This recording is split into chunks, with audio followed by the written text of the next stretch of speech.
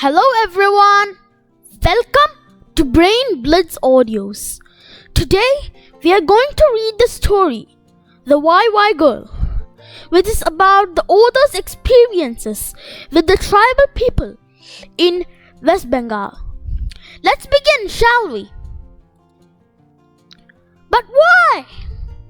The question came from a small girl, about 10 years old. She was chasing a large snake. I ran after her, grabbed her plate and held her back, shouting, "No, Moyna, don't!" "Why shouldn't I?" she asked. "It's not a grass snake or a rat snake.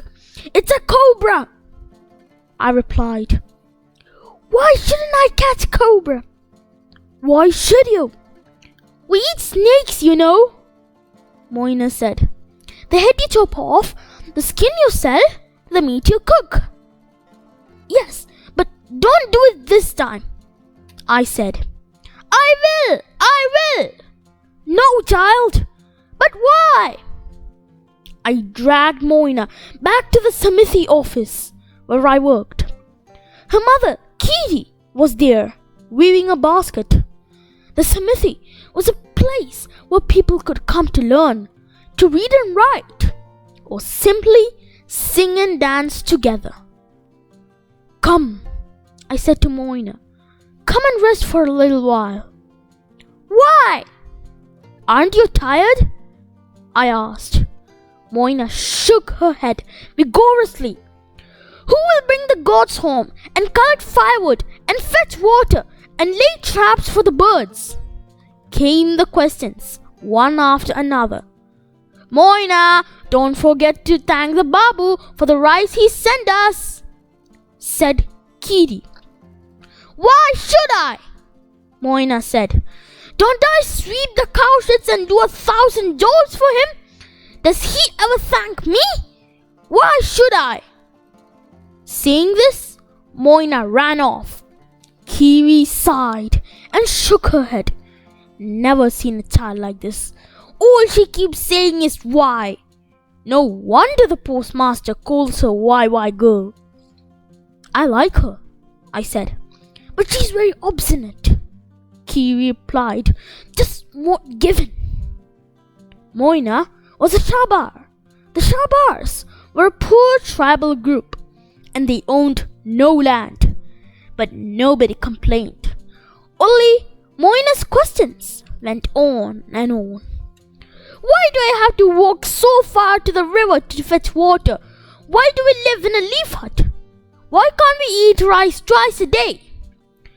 Moyna tended the goats of the village landlords or babus, but she was neither humble nor grateful.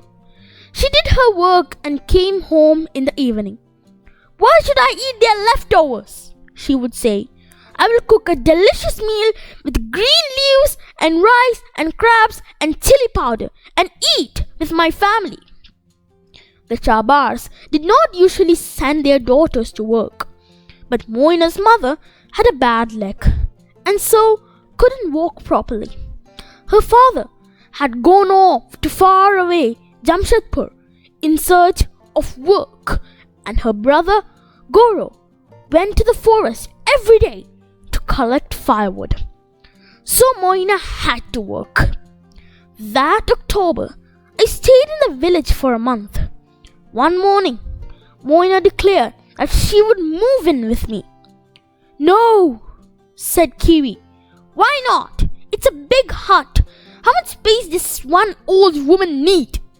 Moyna said, referring to me, of course. "What about going to work?" her mother asked. "I'll go, but I'll come here after work," Moyna said firmly. And she came with one change of clothes and a baby mongoose. "It eats very little and chases away the bad snakes," she said. "The good snakes I catch and give to my mother. She makes lovely snake curry. I'll bring some for you."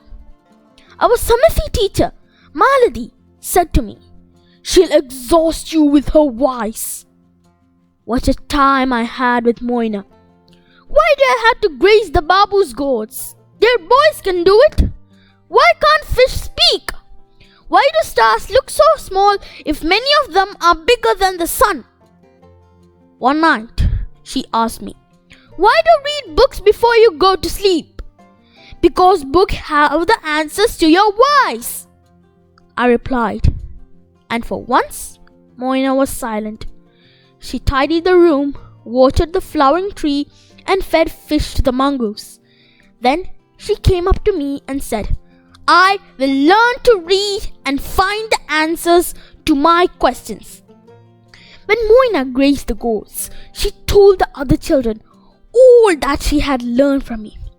Many stars are bigger than the sun, but they live far, far away, so they look small. The sun is nearer, so it looks bigger. The fish do not speak like us. They have a fish language, which is silent. The earth is round. Did you know that? When I returned to the village a year later, the first thing I heard was Moyna's voice. Why is the school closed? She challenged Malti as she entered the Samiti school, dragging along a bleating goat. What do you mean, why? Asked Malati. Why? Shouldn't I study too? Asked Moyna. Who's stopping you? But there's no class. School is over for the day, Malati pointed out. Why? Because, Moyna, I take classes from 9 to 11 in the morning, said Malati. Moyna stamped her foot and said, why can't you change the hours? I have to graze the goats in the morning. I can come only after 11. If you don't teach me, how will I learn? I will tell the old lady, me, that none of us goat herds and cow herds can come if the hours are not changed. Then she saw me and fled with her goat. I went to Moyna's house in the evening. Nestling close to the kitchen fire, Moyna was telling her little sister and elder brother, you cut one tree and plant 2 more. You wash your hands before you eat. Do you know why? You'll get stomach pain if you don't. You know nothing. Do you know why? Because you don't attend classes at the Samiti. Who do you think was the first girl to be admitted to the village primary school? Moyna. Moyna is 18 now. She teaches at the Samiti. If you pass by, you're sure to hear her impatient, demanding voice. Don't be lazy. Ask me questions. Ask me why mosquitoes should be destroyed, but the pole star is always in the north sky. And the children too are learning to ask why. Moyna doesn't know I'm writing her story. If she did, she'd say, writing about me? Why? And that's the end of the story, written by Mahasweta Devi, who was a Bengali writer. She worked very closely with the tribal people in West Bengal, Chhattisgarh and Madhya Pradesh. She spoke up about their rights and worked to provide them education and employment. We hope you found it interesting. For more useful videos, please subscribe to our channel, Brain Blitz Audios. We have uploaded many stories here at Brain Blitz Audios. Some of their links are given in the description down below. Please do visit the links and enjoy more stories. See you soon. Bye bye.